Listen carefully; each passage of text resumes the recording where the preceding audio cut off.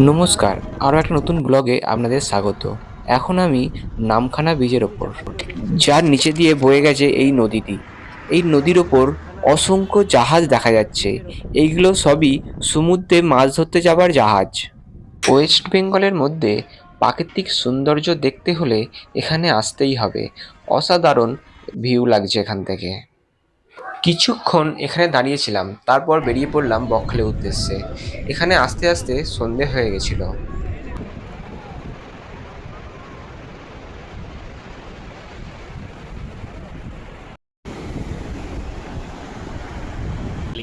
Finally চলে এলাম বকখালি। অসাধারণ দৃশ্য লাগছে। চারিদিকে তাকালে শুধু সাদা বালি, সাদা বালি ছাড়া আর কিছুই নেই। অনেক দূরে সমুদ্র।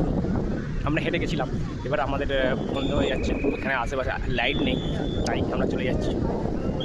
আমার ক্যামেরার চোখে সন্ধ্যের বকদ্বীপ